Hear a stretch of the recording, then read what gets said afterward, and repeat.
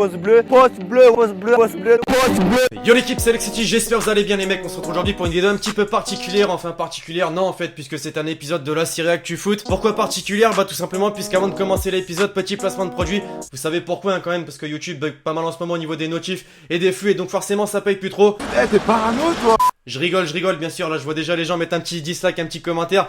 Je rigole les mecs, pourquoi je fais un placement de produit? Bah tout simplement car c'est une application que vous connaissez je pense, et qui m'avait déjà contacté, on avait déjà collaboré ensemble il y a de ça quelques mois. C'est quoi l'application? C'est OSM Online Soccer Manager. Ça vous vient en tête j'imagine pour certains d'entre vous. Un jeu qui vous permet d'être manager d'une équipe et d'essayer de l'amener au plus haut niveau possible en remportant des compétitions bien évidemment. Et donc dans cette vidéo on va jouer au jeu pendant maximum 2 minutes tout simplement. Ils m'ont demandé de jouer un petit peu au jeu en essayant d'améliorer une équipe italienne. Donc ce qu'on va faire directement, c'est de choisir une équipe italienne sur l'application. Pour ceux qui en ont strictement rien à foutre du placement de produit, et je peux vous comprendre, vous savez ce qu'il vous reste à faire. Bon, pour ceux qui sont encore là pour le placement de produit, l'équipe, bah on est parti. J'ai choisi une équipe italienne comme ils me l'ont demandé pour la vidéo. J'ai pris la Fiorentina puisque voilà, d'un côté c'est pas un effectif de fou c'est vrai, mais c'est quand même un effectif qui peut faire l'affaire. Voilà, donc c'est vrai que les joueurs, certains joueurs de l'équipe ne me servent strictement à rien, donc je les ai mis directement en vente. Comme vous pouvez le voir, c'est ce que vous avez à faire hein, tout simplement quand vous prenez une équipe. Vous mettez en vente les joueurs qui ne vous servent à rien pour pouvoir empocher de l'argent et recruter des gros joueurs par la suite. Moi, c'est ce que j'ai fait directement en allant sur la liste des transferts et en recrutant le meilleur joueur possible. Ils m'ont donné des points pour la vidéo, donc c'est normal.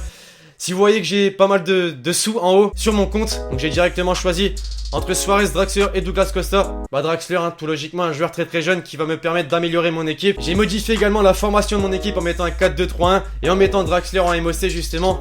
Un petit peu son poste fétiche, on va pas se mentir. Ensuite je me suis dit allez on va prendre un recruteur pour essayer d'améliorer l'équipe. Cette fois-ci en prenant un joueur à plus de 90 qui a moins de 20 ans. Et un attaquant de préférence. Qu'est-ce qu'ils m'ont donné comme joueur? Il y avait 3 choix possibles. Tout d'abord Alvaro Morata, Ousmane Dembélé et Kylian Mbappé. Tout logiquement je suis parti sur Kylian Mbappé hein, on va pas se mentir, c'est le joueur pépite qui va me permettre d'améliorer mon équipe et me permettre d'engranger pas mal de sous par la suite. Comme dans la première vidéo que j'avais réalisée à propos d'Online Soccer Manager, l'équipe, vous vous rappelez peut-être qu'on pouvait faire des tactiques perso pour son équipe. C'est-à-dire si t'as envie de faire monter tes latéraux, bah tu peux le faire. Si t'as envie de faire du piège hors jeu, tu peux le faire également.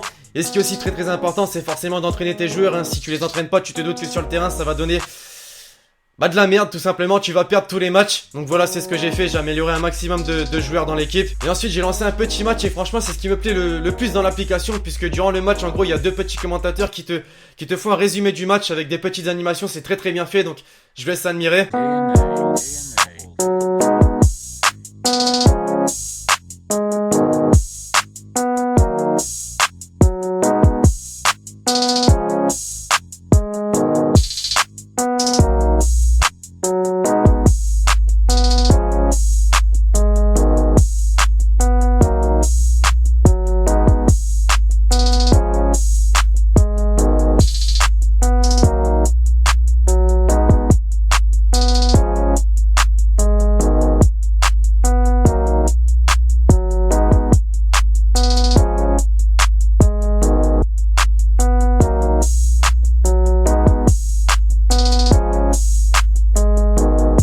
Et donc voilà, c'est à peu près tout ce que j'avais à vous montrer dans la vidéo l'équipe. Donc comme vous l'avez compris, OSM Online Soccer Manager, c'est une application gratuite sur iOS et Android. Je vous ai mis le lien dans la description pour ceux qui sont intéressés. On va rentrer dans le vif du sujet de la vidéo d'aujourd'hui. Et pour commencer l'épisode d'aujourd'hui l'équipe, on va tout d'abord parler de la Ligue des Champions et s'intéresser au club français. Tout d'abord le Paris Saint-Germain, victoire large 5-0 contre Anderlecht. Et la seule chose à retenir, j'ai envie de vous dire, bah c'est le triplé de Layvin Kurzawa, latéral gauche français. Ces derniers temps, c'est vrai qu'il se faisait beaucoup critiquer sur les réseaux sociaux par rapport à ses performances. Donc on va dire qu'il a su répondre aux critiques.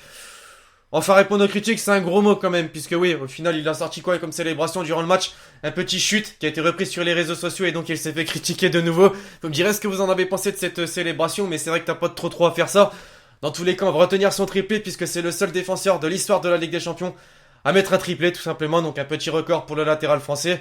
Du côté de l'AS Monaco désormais, bah malheureusement ça piétine encore les mecs, un but partout contre le Beşiktaş, ça va avoir du mal hein, pour se qualifier en 8ème de finale de Ligue des Champions. Côté Europa League, c'est pas fameux non plus pour les clubs français. Tout d'abord l'Olympique de Marseille, j'ai envie de vous dire la seule chose à retenir, hormis la défaite d'1-0 contre Guimarães, bah c'est l'exclusion de Patrice Evra avant le match qui t'a sorti un high kick sur un de ses supporters. Je pense qu'on est d'accord, Patrice Evra en ce moment c'est pas du tout la meilleure passe de sa carrière, hein. Limite il est en train de gâcher sa carrière. Il est passé par la Juventus, par Manchester United, il termine à l'Olympique de Marseille, il pourrait terminer en beauté j'ai envie de vous dire.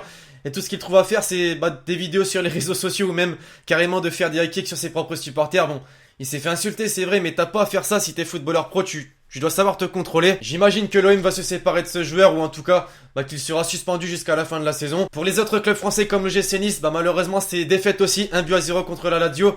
Pour le coup c'est quand même un gros club italien, le club qui était premier jusqu'ici du groupe avec le GC Nice. Et enfin on va dire le club qui a réussi à mieux représenter la France, l'Olympique Lyonnais qui a explosé Everton sur le score de 3-0. Pour l'instant on va dire un bilan mitigé pour le club français en compétition européenne. Vous me direz ce que vous en pensez dans les commentaires, qui va se qualifier ou ne pas se qualifier. Mais cette semaine les mecs, il y a également eu la sélection de Didier Deschamps pour les prochains matchs de l'équipe de France contre les Pays de Galles et contre l'Allemagne. Ouais c'est bien ça, donc deux grosses équipes quand même que vont affronter l'équipe de France. Et pas mal de surprises dans cette équipe, déjà l'absence du Golloris dans les cages, le nouveau défenseur qui intègre la défense justement, Benjamin Pavard. Alors pour ceux qui ne le connaissent pas, c'est un joueur qui évolue du côté de Stuttgart en Allemagne. Il y a également eu dans cette sélection le retour de Nzonzi, joueur qui n'est pas souvent apparu dans cette sélection justement. Et hormis ça on va dire pas de grosses surprises. Enfin si quand même les amis, l'absence de Karim Benzema forcément qu'elle fait la une et t'as envie de le revoir en équipe de France. J'imagine, vous me direz ce que vous en pensez dans les commentaires. Dans tous les cas, ça risque pas de se passer d'ici au moins 2020 les mecs, vous allez me dire pourquoi.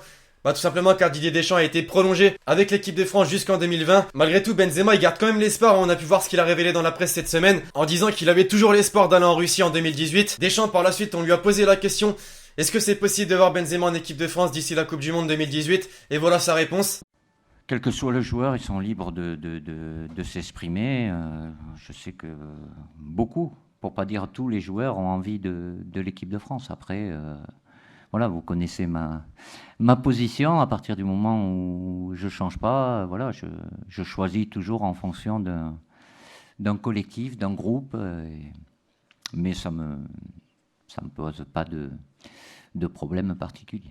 Réponse un peu vague encore une fois, mais t'as vite compris qu'il garde la même position et qu'il n'a pas envie de le revoir en équipe de France. Avant de passer au topic que vous connaissez déjà dans la série les mecs, c'est-à-dire les perles Twitter, le top but de la vidéo et même l'hashtag LexiNews à la fin de la vidéo, on va parler du Paris Saint-Germain, plus précisément de Neymar, qui en aurait apparemment marre de jouer du côté du club de la capitale, ou en tout cas regretterait son départ du Barça tout simplement, puisque sa vie à Paris ne lui plaît pas apparemment. Après c'est vrai que pour un Brésilien niveau température, l'Espagne et Paris c'est pas la même chose, en tout cas en hiver. Et il y a également autre chose qui l'agace ces derniers temps selon la presse, c'est également Unai Emery le coach, ses manières de travailler qui l'énerveraient en fait. Il y aurait en fait une sorte de malaise entre les deux du côté de Paris. Maintenant il est à Paris et c'est sûr qu'il ne va pas quitter le club, puisque voilà, il est arrivé seulement durant le mercato estival, 222 millions d'euros, il a signé un contrat et voilà. Paris ne va plus le lâcher, c'est sûr et certain. On passe à la perle Twitter de la vidéo les mecs, enfin plutôt les perles. Et clairement j'ai dû vous mettre une compilation tellement c'était marrant cette semaine. On a eu des trucs par rapport au match du Paris Saint-Germain, par rapport à la sélection de Didier Deschamps, par rapport à Kurzawa. Bref, je vais vous laisser visionner cette compilation et vous me direz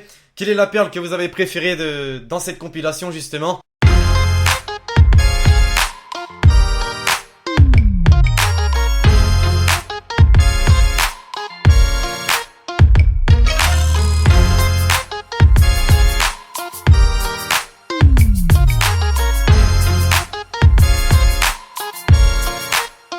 Le top but de la vidéo désormais.